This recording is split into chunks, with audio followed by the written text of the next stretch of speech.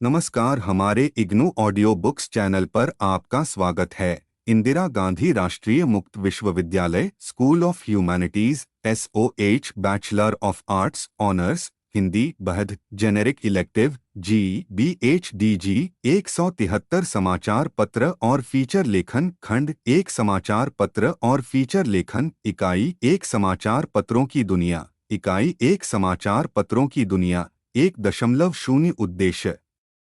यह समाचार पत्र और फीचर लेखन पाठ्यक्रम के पहले खंड की पहली इकाई है। इस इकाई का उद्देश्य आपको समाचार पत्रों की दुनिया से परिचित कराना है। इस इकाई को पढ़ने के बाद आप समाचार माध्यमों की ऐतिहासिक पृष्ठभूमि पर प्रकाश डाल बता सकेंगे। समाचार के विभिन्न अंगों समाचार संपादकीय फीचर, फोटो, कार्टून, ग्राफिक्स, विज्ञापन आदि के महत्व को बता सकेंगे। एक ही मुद्दे पर विभिन्न अखबारों में प्रकाशित समाचारों की तुलना कर बता सकेंगे। किसी घटना के बारे में लिख या बोलकर अपने विचार प्रकट करने के कौशल विकसित कर सकेंगे। समाचारों का विश्लेषण कर सकेंगे। समाचारों की भाषा से परिचित हो बता सकेंगे और समाचारों की उपयोगिता बता सकेंगे। 1.1 प्रस्तावना। समाचारों की उपयोगिता किसी न किसी रूप में हर व्यक्ति के जीवन में होती है। आपस में मिलने पर हर आदमी दूसरे से उसका हालचाल पूछता है, नए समाचार जानने की कोशिश करता है। समाचारों के बारे में जानने की यह आदिम प्रवृत्ति है, मगर सिर्फ अपने से जुड़े लोगों के बारे में जानकर या एक दूसरे का कुशलक्षेम पूछ लेने से कोई भी संतुष्ट नहीं होता। अपने आसपास देश दुनिया की घटनाओं, राजनीतिक, आर्थिक, सामाजिक हलचलों के बारे में जानने की इच्छा हमेशा बनी रहती है। हालांकि सरकार के फैसलों का समाज के हर व्यक्ति पर प्रत्यक्ष या परोक्ष प्रभाव पड़ता है, मगर अनेक ऐसी भी सामाजिक घटनाएं होती हैं जिनका बहुत से लोगों के जीवन पर सीधा असर नहीं पड़ता, मगर उनके बारे में जानकर वे विचलित हो उठते हैं या भविष्य में वैसी घटनाओं के प्रति सावधान रहने की कोशिश करते हैं, एहतियाती उपाय तलाशते हैं। मसलन अगर केंद्र सरकार ग्रामीण स्वास्थ्य मिशन की शुरुआत करती है तो उसका सीधा लाभ करोड़ों लोगों को पहुंचता है, इसलिए यह महत्वपूर्ण खबर हो सकती है। इसके बारे में जानने की इच्छा सभी को हो सकती है। असम के किसी इलाके में किसी बस के नदी में गिरने से 50 बच्चों की मौत हो जाती है तो भले ही उसका असर दूसरे लोगों पर वैसा न होता हो जैसा प्रभावित परिजनों पर होता है, पर वे विचलित जरूर होते हैं। ऐसे समाचारों को पढ़ सुनकर ऐसी स्थितियों के प्रति देश के सारे स्कूल सावधान रहने की कोशिश करते हैं, बचाव और एहतियाती उपाय तलाशते हैं। लिहाजा समाचार माध्यमों की कोशिश होती है कि वे उन सभी समाचारों को प्रसारित करें जिनका समाज पर व्यापक प्रभाव पड़ता हो।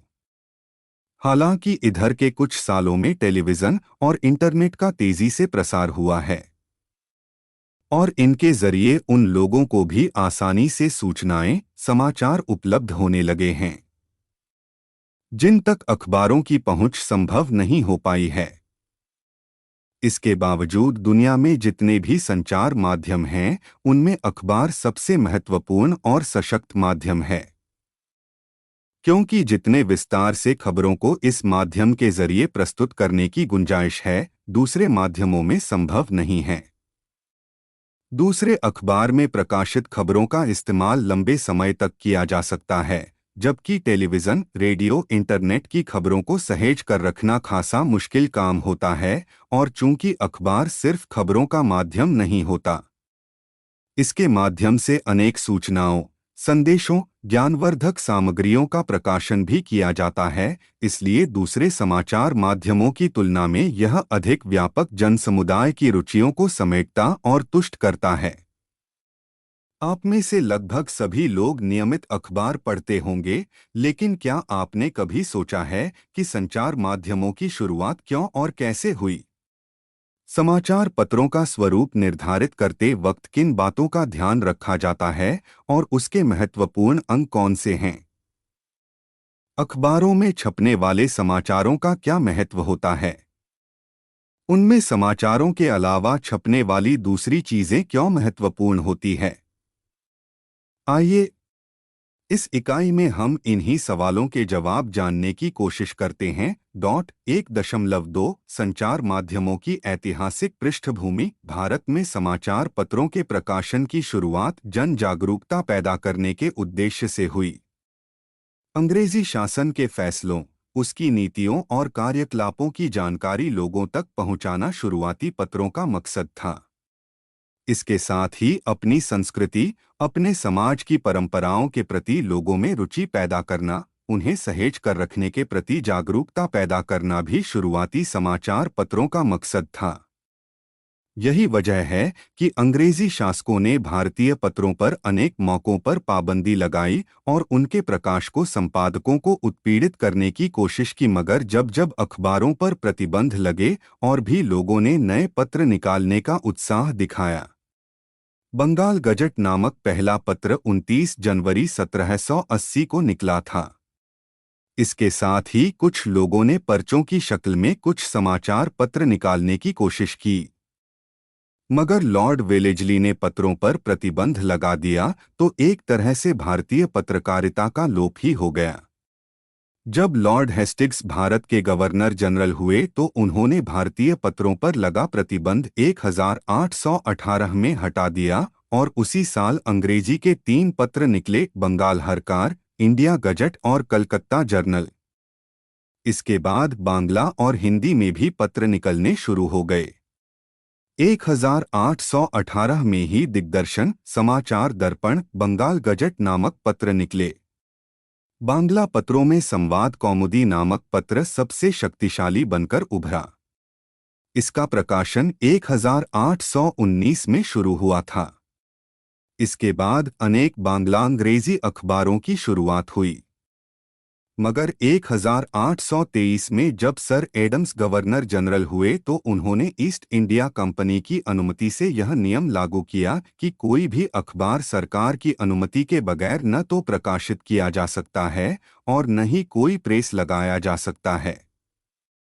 इस नियम का उल्लंघन करने वाले पर 1000 रुपये का जुर्माना किया जाएगा और न अदा करने पर 6 महीने की सजा होगी। इस नियम के लागू होने से समाचार पत्रों के अलावा पुस्तकों के प्रकाशन पर भी एक तरह से अघोषित प्रतिबंध लग गया। हर प्रेस पर सरकार की नजर होती थी। जब भी सरकार को लगता कि कोई प्रेस सरकार के खिलाफ लिख रहा है या प्रचार करने की कोशिश कर रहा है तो वह उस पर अंकुश लगाने की कोशिश करता। इस अध्यादेश के खिलाफ कलकत्ते के सुप्रीम कोर्ट में अपील की गई, जो अस्वीकृत हो गई। इसके बाद ब्रिटेन के तत्कालीन सम्राट की कौंसिल में अपील की गई, वह भी खारिज हो गई।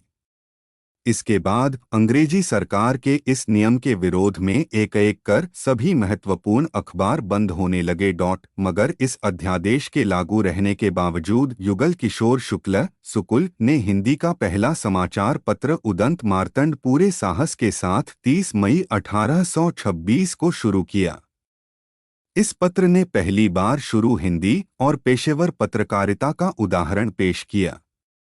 इसकी खबरों के लिखने की शैली काफी कुछ आज के समाचारों से मेल खाती थी।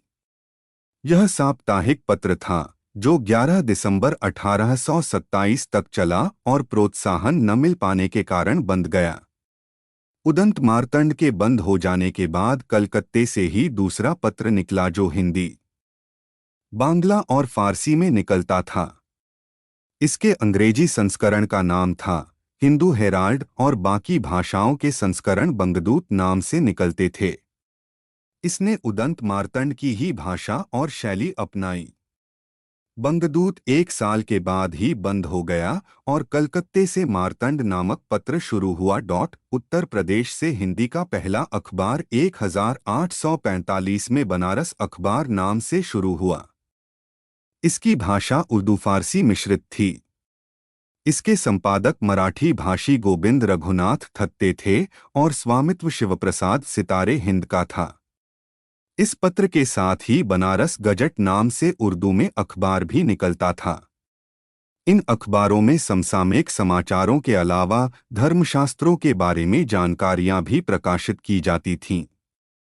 बनारस से ही 1850 में हिंदी का दूसरा पत्र शुरू हुआ, सुधाकर। पहले यह हिंदी और बांग्ला में प्रकाशित होता था, पर बाद में सिर्फ हिंदी में प्रकाशित होने लगा। भाषा और विषय वस्तु की दृष्टि से यह इतना लोकप्रिय हुआ कि इसकी आधी प्रतियां ग्रामीण स्कूलों में वितरण के लिए सरकार खरीदती थी। इस पत्र को प्रभावी शैक्षिक उपकरण और लाभकारी सूचना प्रसारण करने वाला माना जा सकता है। इस तरह अंग्रेजी शासन के प्रतिबंधों की कोशिश और कड़े नियमों के बावजूद देश के विभिन्न हिस्सों से विभिन्न भाषाओं में पत्र-पत्रिकाओं का प्रकाशन शुरू हुआ। इनमें हिंदी की पत्र-पत्रिकाओं की संख्या काफी थी। सामाजिक साहित्यिक पत्रिकाओं की संख्या भी लगातार बढ़ती गई। आज़ादी की लड़ाई के दौरान इन पत्रों ने समाज में जागरूकता पैदा करने में महत्वपूर्ण भूमिका निभाई। आज़ादी के बाद पत्र-पत्रिकाओं का स्वरूप राजनीतिक, सामाजिक, सांस्कृतिक सूचनाओं पर आधारित होता गया। इसलिए कई बार लोगों को यह कहते सुना जाता है कि पत्र-पत्रिकाओं का मकसद पहले जो मिशन के तौर पर काम करने का हुआ करता था, अब वह बदलकर व्यावसायिक हो गया है। इस बात से पूरी तरह इनकार नहीं किया जा सकता, लेकिन आज़ादी से पहले और उसके बाद स्थितियों में काफी बदलाव आया है। पहले एक विदेशी शासन को उखाड़ फेंकना मकसद था, अब वह मकसद पूरा हो गया है। मगर यह कहना भी पूरी तरह सही नहीं माना सकता कि अखबारों में मिशन की भावना नहीं है। अब अपनी चुनी हुई सरकार भले है, मगर जब उसकी नीतियों फैसलों में कोई खामी नजर आती है, कानून व्यवस्था कहीं लचर नजर आती है या राजनीतिक प्रणाली में गिरावट दिखती है, तो उस पर उंगली उठाने का काम सबसे पहले समाचार पत्र या दूसरे संचार माध्यम ही करते हैं। इधर के कुछ सालों में रेडियो और टेलीविजन का काफी प्रसार हुआ है। भारत में एशियाई खेलों के आयोजन के समय टेलीविजन का तेजी से प्रसार हुआ। उसी साल पहली बार रंगीन टेलीविजन अस्तित्व में आया। तब से धीरे धीरे टेलीविजन का प्रसार शहरों में जोर पकड़ने लगा। हालांकि टेलीविजन पर कार्यक्रमों और समाचारों के प्रसारण की जिम्मेदारी सरकार की थी, पर समाचारों के साथ साथ उस दौरान कई बेहतरीन टेलीविजन धारावाहिकों और मनोरंजक कार्यक्रमों का प्रसारण हुआ, जिसे लोग आज तक नहीं भूल पाए हैं। 90 के दशक में संचार संबंधी कानूनों को लचीला बनाए जाने के बाद कई निजी और विदेशी कंपनियां भी इस क्षेत्र में तेजी से आगे आई हैं। इस तरह सरकारी चैनलों के अलावा कई निजी चैनल शुरू हो गए। पहले उपग्रह पट्टे पर लेना खासा महंगा काम होता था, अब नए भारतीय उपग्रहों के स्थापित हो जाने और अपलिंकिंग की सुविधाओं के कारण समाचारों का 24 घंटे और पल-पल की खबरों का प्रसारण काफी आसान हो गया है। 1.3 अखबार का स्वरूप लगभग यह धारणा सी बन गई है कि अखबारों में सिर्फ समाचार छपते हैं। काफी हद तक यह बात सही है, मगर अखबारों में सिर्फ समाचार नहीं, बल्कि मुख्य रूप से समाचार छपते हैं। समाचारों के अलावा इनमें अनेक ज्ञानवर्धक जानकारीपूर्ण सूचनाएं संदेश भी प्रकाशित होते हैं, जिनका हर आदमी के जीवन में किसी न किसी रूप में उपयोग होता है। इनमें खबरों के अलावा उपभोक्ता वस्तुओं, रोजगार और कैरियर के विभिन्न अवसरों के विज्ञापन, पढ़ाई लिखाई से जुड़ी सूचनाएं, स्वास्थ्य और रहन-सहन से संबंधित जानकारियां, मनोरंजन और खेल से जुड़े विश्लेषणपरक वैचारिक लेख भी प्रकाशित होते हैं। हालांकि इस तरह की चीजें टेलीविजन पर भी प्रसारित होती हैं, मगर चूंकि इसका दायरा काफी फैलता गया है, मनोरंजन, समाचार और विचार के अलग-अलग चैनल खुल गए हैं। इसलिए एक ही चैनल पर तमाम चीजों की जानकारी पा लेना संभव नहीं है। बार बार चैनल बदलते रहने की झंझट और एक को देखने से दूसरे कार्यक्रम छूट जाने की आशंका बनी रहती है। अखबार में यह परेशानी नहीं होती। अखबार में हर क्षेत्र से जुड़े समाचारों, जानकारियों आदि के स्थान निर्धारित होते हैं, इसलिए जिस अखबार को आप नियमित पढ़ते हैं उसके सभी हिस्सों से भली भांति परिचित हो जाते हैं। आपको पता होता है कि किस क्षेत्र से संबंधित खबरें किस पृष्ठ पर छपी होंगी। हालांकि हर अखबार का स्वरूप थोड़े से फेरबदल के साथ लगभग एक सा होता है। आइए पहले अखबार के विभिन्न अंगों के बारे में चर्चा करते हैं। इससे अखबार के स्वरूप के बारे में काफी कुछ स्पष्ट हो जाएगा। 1 मार्च 2001 अखबार के अंग। आपने देखा होगा कि हर अखबार में कुछ चीजें अनिवार्य रूप से प्रकाशित होती हैं। इन्हें अखबार का अंग कह सकते हैं। इनमें समाचार, संपादकीय, फोटो, फीचर, लेख, कार्टून, ग्राफिक, विज्ञापन आदि होते हैं। इसके अलावा मास्टहेड, विंडोज, प्रिंटलाइन आदि अखबार के अनिवार्य अंग होते हैं। नीचे दिए गए रेखांकन के माध्यम से अखबार के विभिन्न अंगों के बारे में आसानी से समझा जा सकता है। समाचार पत्र, मास्टहेड, संपादकीय, फीचर, साक्षात्कार, ग्राफिक्स पत्र, प्रिंट लाइन, समाचार, फोटो, लेख, कार्टून, विज्ञापन, मौसम और बाजार भाव। लेकिन जरूरी नहीं कि हर अखबार में ये चीजें एक ही तरह से छपी हों। हर अखबार अपने अपने ढंग से अलग अलग स्थान और साज सज्जा के साथ इन्हें प्रकाशित करता है। इन्हें छापने का हर अखबार का तरीका अपना होता है।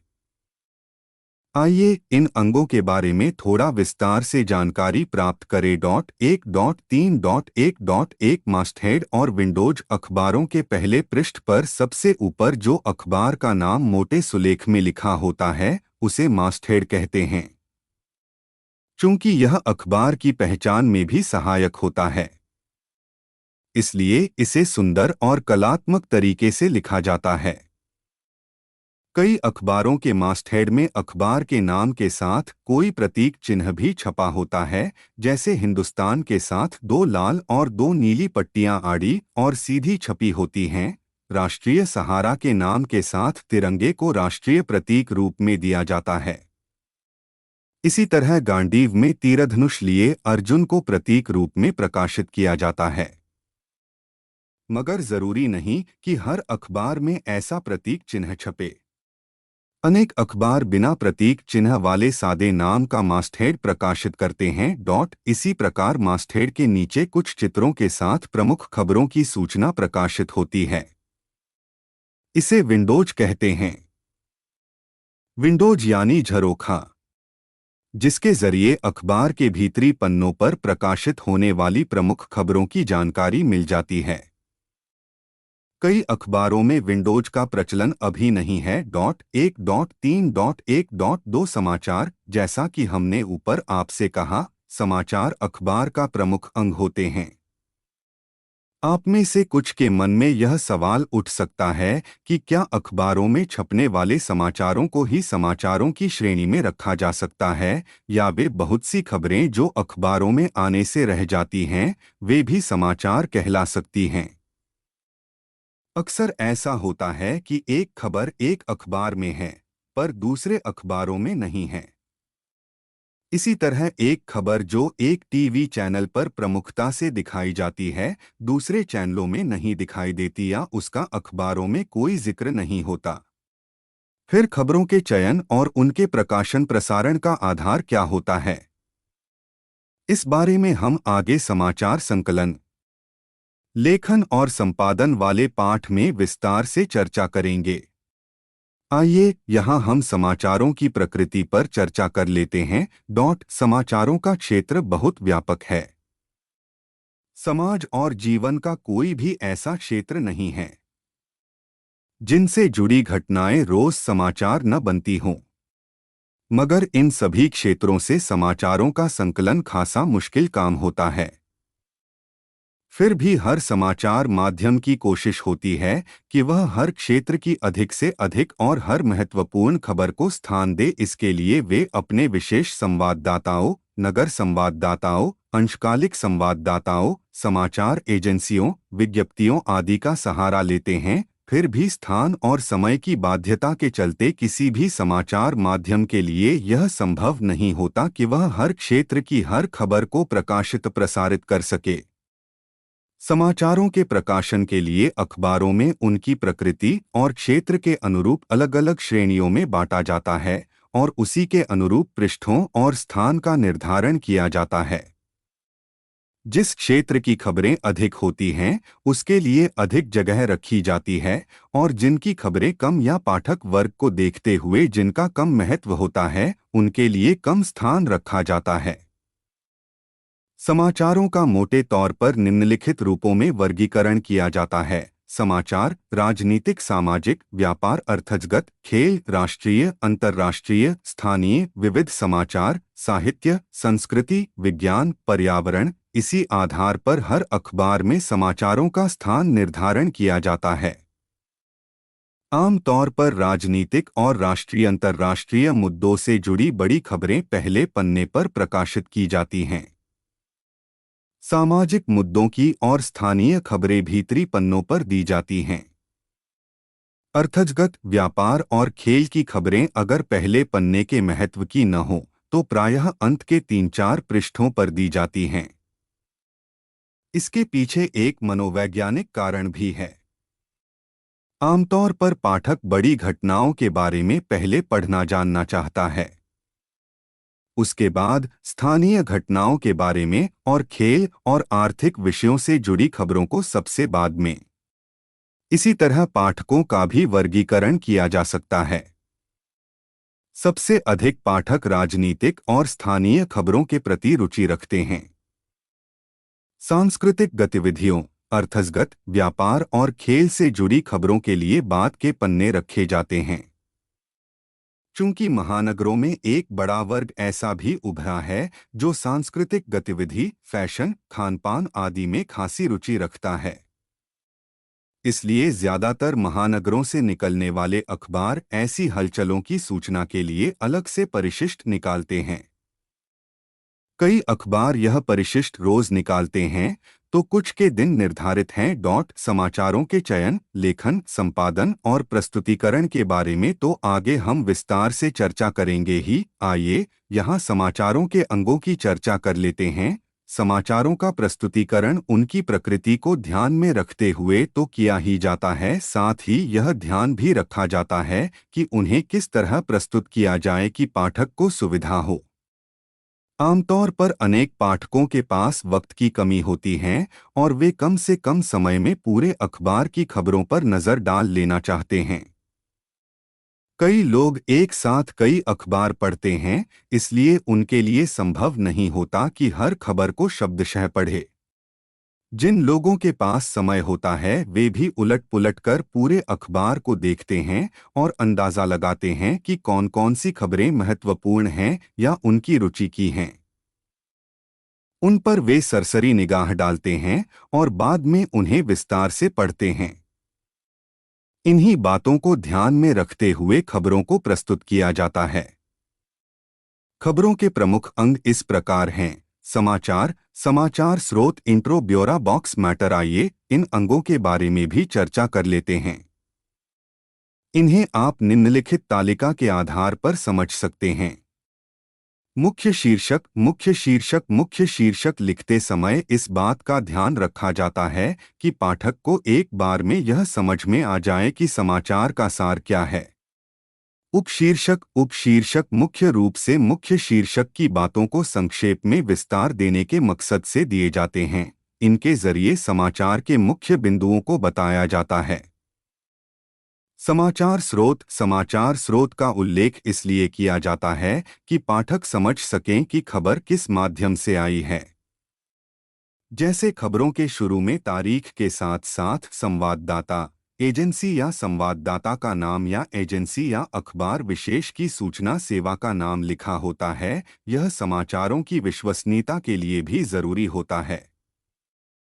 इंट्रो। इंट्रो में समाचार की मुख्य बातें लिखी जाती है ताकि पाठक को एक नज़र में समाचार के सबसे प्रमुख हिस्से का पता चल सके। इंट्रो आमतौर पर समाचार के पहले पैरे को कहते हैं। ब्यौरा इंट्रो के बाद समाचार की घटनाओं के बारे में विस्तार से बताया जाता है, इसे ब्यौरा कहते हैं। बॉक्स मैटर इसमें मुख्य समाचार से जुड़ी आनुषंगिक घटनाओं, प्रसंगों, बातों का उल्लेख किया जाता है, जैसे प्रमुख विपक्ष दल के नेता की प्रतिक्रिया, मुख्य समाचार को पुष्ट करने वाले तथ्य, पुरानी घटनाओं का जिक्र आदि। आप अखबार पढ़ते हुए विभिन्न समाचारों को ध्यान से देखेंगे तो इन सभी अंगों के बारे में ठीक से समझ पाएंगे।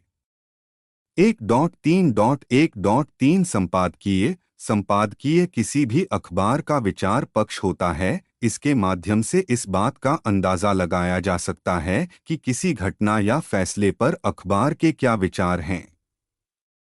संपादकीय संपादक या उनकी तरफ से सहायक संपादक लिखते हैं।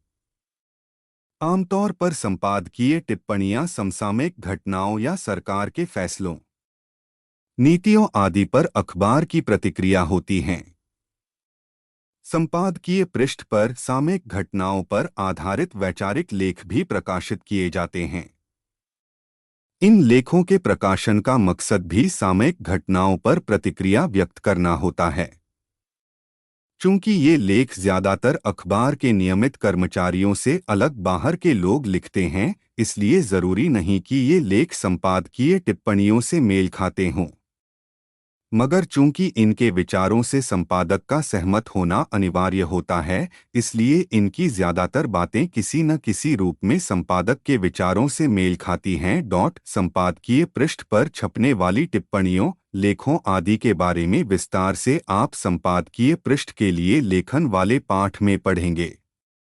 1.3.1.4 फोटो अखबारों पत्रिकाओं में फोटो का महत्व भी समाचारों जितना ही होता है। ये सिर्फ साज सज्जा के लिए ही नहीं होते, बल्कि इनके जरिए कई महत्वपूर्ण तथ्यों, घटनाओं को सप्रमाण प्रस्तुत करने में मदद मिलती है। फोटो अपने आप में एक समाचार भी हो सकता है। कई बार आपने देखा होगा कि स्वतंत्र रूप से कई फोटो प्रकाशित की जाती है और उसके नीचे मात्र कैप्शन लिखा होता है। उसे देखकर संबंधित घटना के बारे में आपकी जिज्ञासा वैसे ही तुष्ट होती है जैसे समाचारों को पढ़ने के बाद। समाचारों के साथ प्रकाशित होने वाले फोटो उस घटना से संबंधित तथ्यों की पुष्टि एक दस्तावेज के रूप में करते हैं। एक पुरानी उक्ति है कि एक अच्छी तस्वीर 1000 शब्दों के बराबर होती है। जिस तरह समाचार लिखना एक कला है, वैसे ही फोटो खींचना भी एक कला है। चूंकि फोटो को भी पत्रकारिता का अहम हिस्सा माना जाता है, इसलिए फोटोग्राफर से संवाददाता की तरह ही सजग और सतर्क रहने की अपेक्षा की जाती है। कई बार वह भी संवाददाता की तरह ही जोखिम उठाकर घटना की तस्वीरें उतारता है। इलेक्ट्रॉनिक मीडिया में तस्वीरों का अधिक महत्व होता है। समाचार चैनलों पर प्रसारित खबरें तस्वीरों के जरिए अधिक दिखाई जाने लगी हैं। चूंकि अखबारों में समाचार लिखित माध्यम में दिए जाते हैं, इसलिए वहां तस्वीरों की उतनी गुंजाइश नहीं होती। मगर यदि फोटोग्राफर संजीदगी और सभी पक्षों का ध्यान रखते हुए तस्वीर खींचता है, तो अखबारों में छपने वाली एक तस्वीर भी इलेक्ट्रॉनिक माध्यमों पर दिखाई जाने वाली चित्र श्रृंखला से अधिक प्रभावित और विचलित कर सकती है। जिन लोगों ने सूखे की मार झेलते क्षेत्रों के खेतों में असहाय किसान की तस्वीर या सुनामी में हुई तबाही की तस्वीरें देखी होंगी, जो सभी अखबारों पत्रिकाओं में छपी थीं, वे इस बात का अंदाजा लगा सकते हैं। जिन अखबारों में पन्ने अधिक हैं, वे बड़ी घटनाओं की तस्वीरें श्रृंखला रूप में प्रकाशित करते हैं। इसे फोटो फीचर कहा जाता है। सुनामी की त्रासदी, भूकंपों से हुई तबाही, सांप्रदायिक हिंसा या महाकुंभ आदि मेलों के समय ऐसी तस्वीरें आपने पत्र-पत्रिकाओं में देखी होंगी। फोटो फीचर के जरिए घटना के विभिन्न पहलुओं पर प्रकाश डालने में सुविधा होती है। समाचार संकलन की तरह फोटो का संकलन भी जटिल काम है। इसलिए अखबार सिर्फ अपने फोटोग्राफर पर निर्भर नहीं रहते। वे विभिन्न देशी विदेशी समाचार एजेंसियों से भी इस काम में मदद लेते हैं। आप अखबारों में छपने वाली विभिन्न तस्वीरों को देखें और उनका विश्लेषण करें। अंदाजा लगाएं कि उन तस्वीरों को प्रकाशित करने का क्या मकसद हो सकता है और अगर वे फोटो प्रकाशित नहीं किए जाते तो समाचारों पर क्या प्रभाव पड़ता।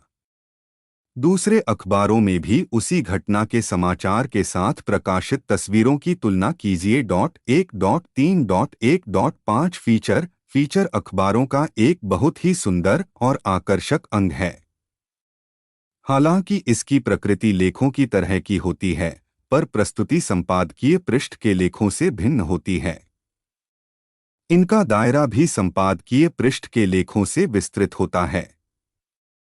संपादकीय पृष्ठ के लेख समसामयिक घटनाओं पर आधारित होते हैं, जबकि फीचर मनोरंजन, ज्ञानवर्धन, जागरूकता पैदा करने आदि के मकसद से लिखे जाते हैं। इसीलिए इनके लेखन की शैली संपादकीय पृष्ठ के लेखों से भिन्न होती है। इनकी भाषा में रवानगी, काव्यमयता और जहां जरूरत पड़े नाटकीयता और चित्रात्मकता का पुट भी हो सकता है। पहले अखबारों में फीचर परिशिष्ट आमतौर पर रविवार के दिन प्रकाशित हुआ करता था। अब इनका दायरा व्यापक होने के कारण ज्यादातर अखबारों में हर दिन किसी न किसी क्षेत्र से संबंधित फीचर प्रकाशित करने का प्रचलन बढ़ा है। नगर की हलचलों, सामाजिक सांस्कृतिक गतिविधियों के लिए हिंदी अखबारों में भी रोज अलग से परिशिष्ट निकलने लगे हैं। इसके अलावा शिक्षा, कैरियर, विज्ञान, स्वास्थ्य, रहन-सहन, बदलती जीवन शैली, फैशन, युगवर्ग, गृहसज्जा, साहित्य, संस्कृति, खेल, राजनीति आदि से संबंधित फीचर के लिए अलग-अलग दिन निर्धारित हैं। फीचर सिर्फ अखबारों में नहीं, टेलीविजन के समाचार चैनलों में भी महत्वपूर्ण अंग बनते गए हैं। हर दिन अलग अलग क्षेत्रों और विषयों पर फीचर कार्यक्रम प्रसारित किए जाते हैं। फीचर का मकसद सूचनाएं देना, लोगों में जागरूकता पैदा करना और मनोरंजन प्रदान करना होता है। इनमें पठनीयता और लोकप्रियता पर विशेष ध्यान दिया जाता है। इसलिए इन्हें चित्रों, ग्राफिक्स, डिजाइन आदि से भी सजाया जाता है। फीचर की प्रकृति और अलग-अलग क्षेत्रों से संबंधित फीचर के बारे में इस पाठ्यक्रम की विभिन्न इकाइयों में विस्तार से पढ़ेंगे। 1.3.1.6 साक्षात्कार, किसी विशेष मुद्दे पर किसी व्यक्ति से बातचीत को साक्षात्कार कहते हैं। साक्षात्कार के जरिए किसी घटना या मुद्दे पर संबंधित अधिकारियों, राजनेताओं, उद्योगपतियों, चर्चित हस्तियों, विश्लेषकों, विद्वानों आदि से बातचीत के माध्यम से महत्वपूर्ण पक्षों को उजागर करने की कोशिश की जाती है। समाचारों के बीच में संबंधित घटना की पुष्टि के लिए लोगों से बातचीत करनी ही पड़ती है। कई नीतिगत मामलों में भी बातचीत के जरिए विभिन्न पहलुओं को उजागर करने की जरूरत होती है। साक्षात्कार में कही गई बातें दस्तावेज की तरह काम करती हैं, इसलिए साक्षात्कार देने वाला खासतौर पर अपनी बातों के प्रति सतर्क रहता है। साक्षात्कार के कई प्रकार हो सकते हैं। घटनाओं के बारे में सूचनात्मक जानकारी लेने के लिए की गई बातचीत को आमतौर पर साक्षात्कार की कोटि में नहीं रखा जाता है। साक्षात्कार स्वतंत्र विधा है। इसमें मुद्दों, विषयवस्तु पर आधारित साक्षात्कार, किसी प्रसिद्ध व्यक्ति से उसके जीवन और योगदान के बारे में साक्षात्कार प्रमुख होते हैं। साक्षात्कार प्रायः स्वतंत्र रूप से प्रकाशित किए जाते हैं। इनकी प्रकृति के अनुसार अखबारों में जगह निर्धारित की जाती है।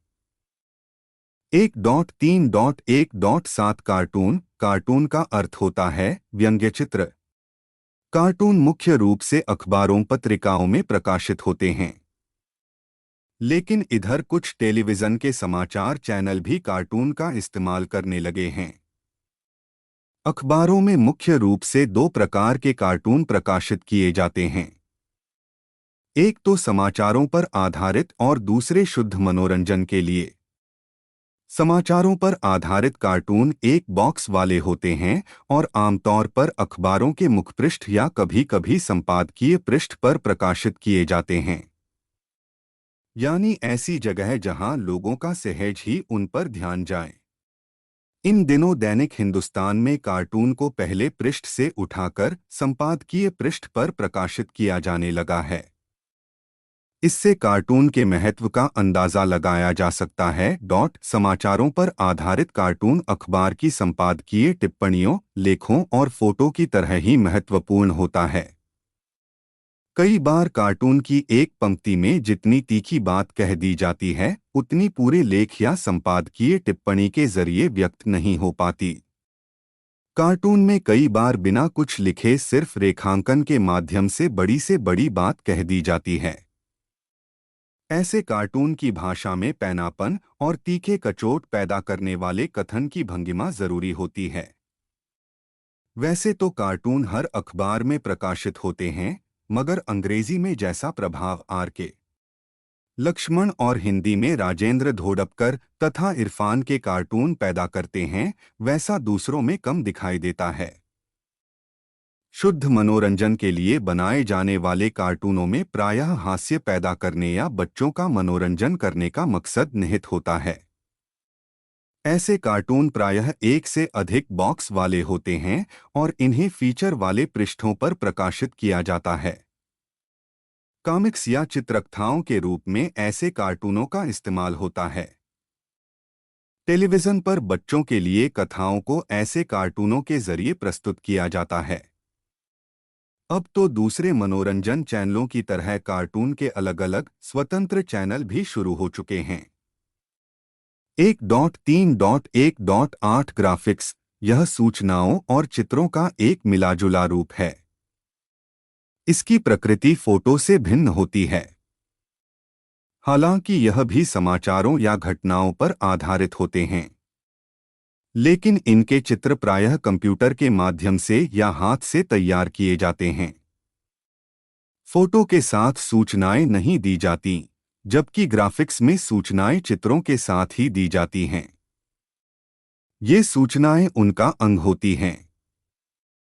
ग्राफिक्स के चित्र कैमरे से खींचे हुए वास्तविक भी हो सकते हैं और कल्पना से रेखांकन करके तैयार किए हुए भी। ग्राफिक्स के माध्यम से मुख्य रूप से घटना या विषय से संबंधित सूचनाएं और आंकड़े प्रस्तुत किए जाते हैं। बड़ी घटनाएं होने पर उनके साथ ग्राफिक्स अवश्य दिए जाते हैं। इस तरह ग्राफिक्स समाचारों का अंग बन जाते हैं। ग्राफिक्स में एक तरह से घटनाक्रम का नक्शा होता है। उदाहरण के लिए नीचे दिए गए ग्राफिक्स को ध्यान से देखें और पढ़ें तो आपको इसके बारे में अंदाजा लगाना आसान होगा। विवरण के लिए स्क्रीन देखें।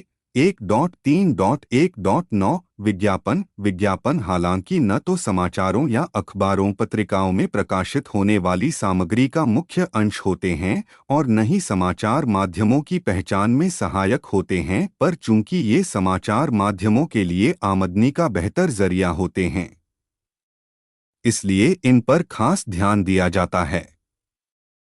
विज्ञापन जुटाने के लिए संवाददाताओं की तरह हर अखबार में कर्मचारी और एजेंट होते हैं। इसका स्वतंत्र विभाग होता है।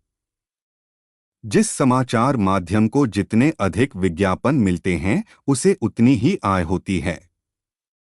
इस तरह विज्ञापन समाचार माध्यमों का प्रमुख अंग बन गए हैं।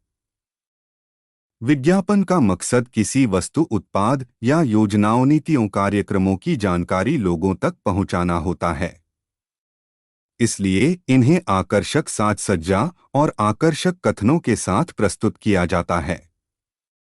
इन्हें समाज के प्रतिष्ठित या आकर्षक व्यक्तित्व वाले लोगों के माध्यम से भी प्रस्तुत किया जाता है। इन दिनों फिल्मी सितारों और क्रिकेट खिलाड़ियों या मॉडलों को विज्ञापन में लेने का प्रचलन इसलिए बढ़ा है क्योंकि उनसे ज्यादातर लोग परिचित होते हैं और उनकी कही बातों को गौर से सुनते एवं उन पर भरोसा करते हैं।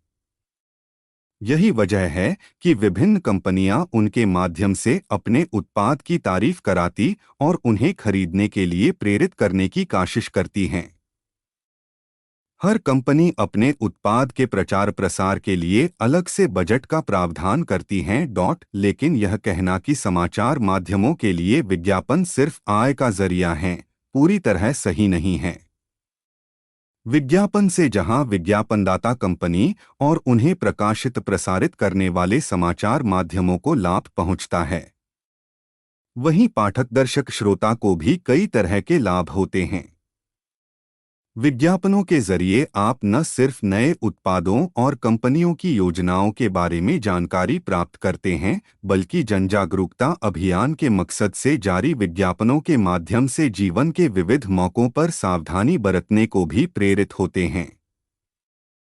समाचार माध्यमों के जरिए प्रकाशित प्रसारित विज्ञापनों से घर बैठे अनेक सूचनाएं प्राप्त हो जाती हैं। उदाहरण के लिए मान लीजिए कि आप 5 दोस्त हैं। पांचों की रुचियां और जरूरतें भिन्न हैं।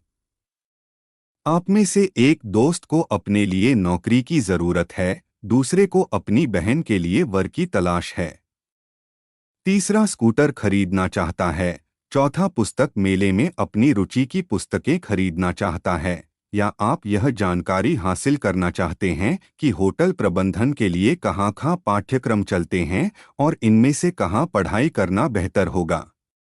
ये सारी जरूरतें अखबारों संचार माध्यमों में प्रकाशित विज्ञापन पूरे कर सकते हैं।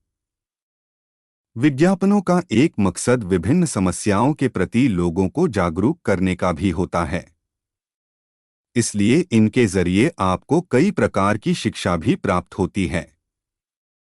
मसलन बढ़ती जनसंख्या को रोकने के लिए नसबंदी या गर्भ निरोधक उपायों के विज्ञापन, एड्स से रोकथाम संबंधी जागरूकता के विज्ञापन, गर्मी में होने वाली बीमारियों से बचने के उपायों संबंधी जानकारियां, बच्चों के स्वास्थ्य संबंधी टीके, उपभोक्ता अधिकारों के प्रति जागरूकता के विज्ञापन, कृषि संबंधी योजनाएं और कार्यक्रमों की घोषणाओं आदि से संबंधित अनेक विज्ञापन जो सरकारें समय समय पर जारी करती रहती हैं, आप में जागरूकता पैदा करने में सहायक होते हैं।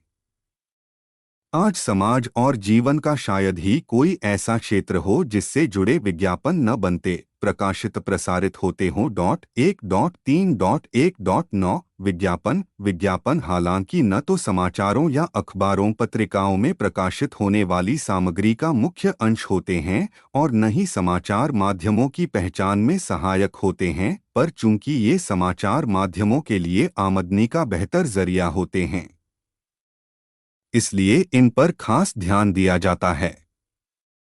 विज्ञापन जुटाने के लिए संवाददाताओं की तरह हर अखबार में कर्मचारी और एजेंट होते हैं। इसका स्वतंत्र विभाग होता है। जिस समाचार माध्यम को जितने अधिक विज्ञापन मिलते हैं, उसे उतनी ही आय होती है। इस तरह विज्ञापन समाचार माध्यमों का प्रमुख अंग बन गए हैं। विज्ञापन का मकसद किसी वस्तु, उत्पाद या योजनाओं, नीतियों, कार्यक्रमों की जानकारी लोगों तक पहुंचाना होता है।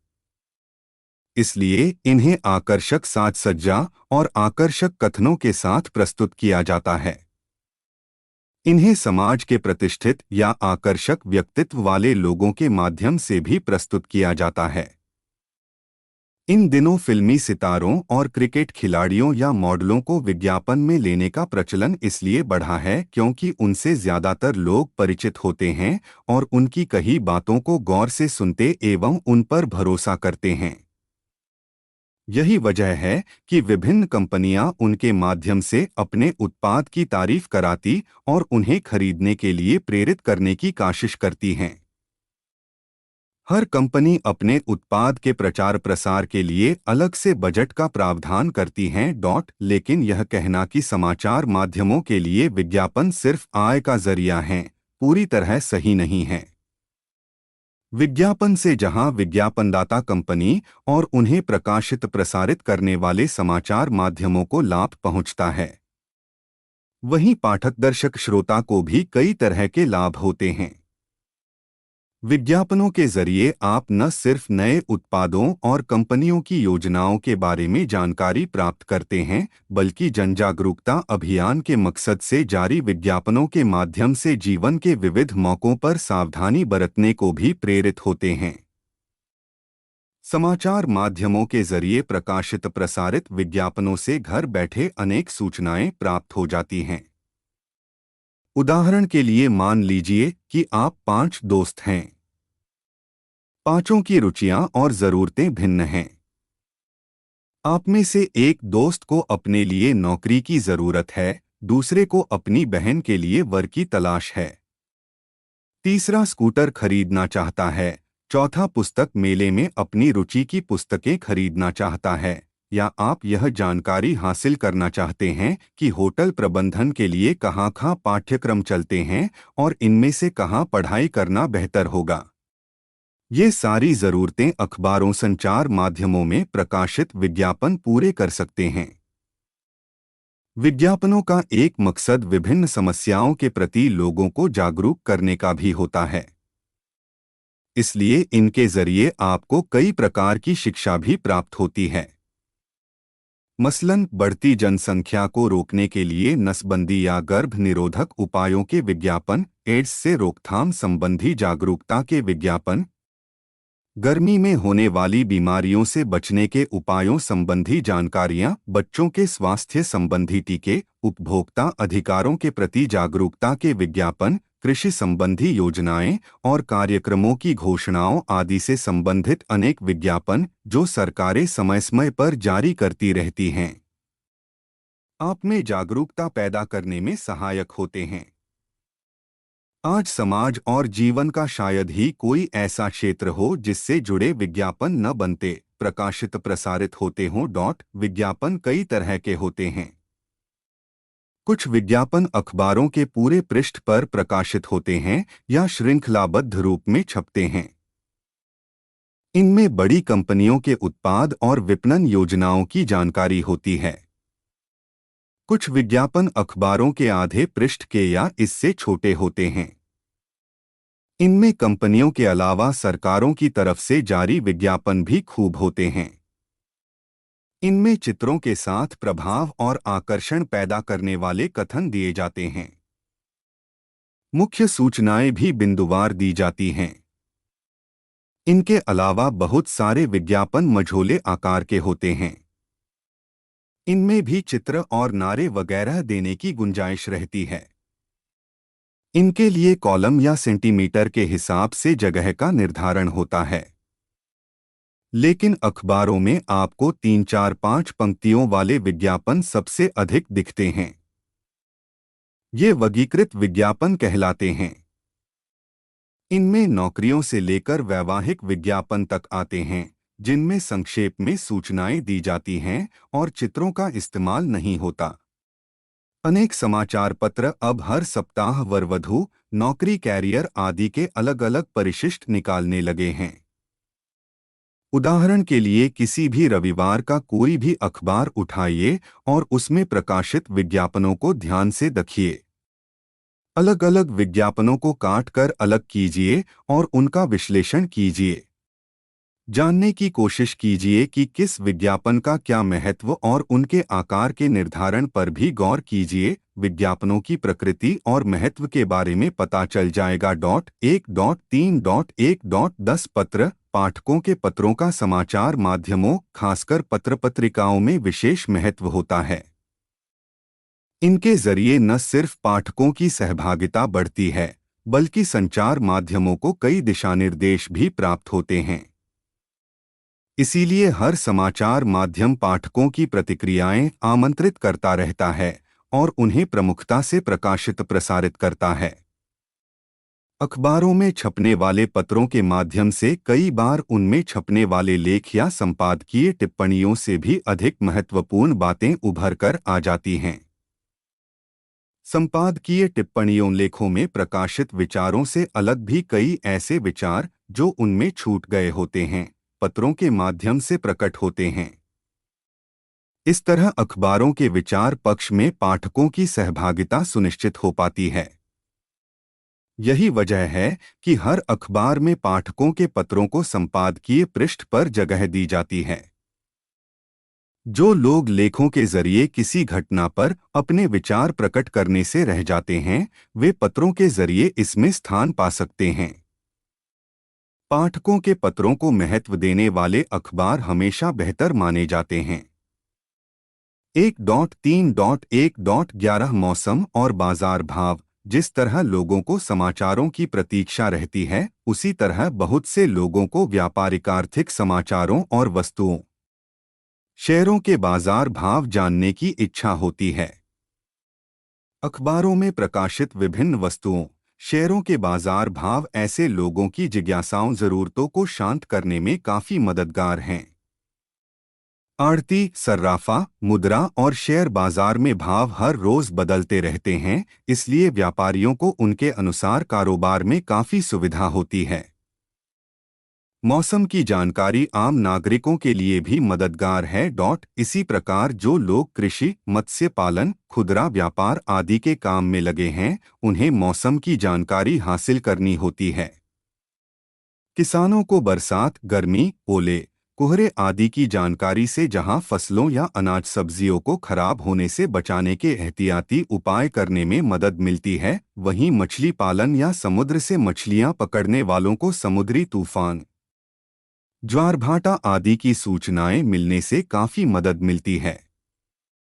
इसी तरह जो लोग ट्रकों में भरकर एक स्थान से दूसरे स्थान पर कच्चा माल पहुंचाने का काम करते हैं, उन्हें मौसम की मुकम्मल जानकारी मिल जाने से वे एहतियाती उपाय कर लेते हैं।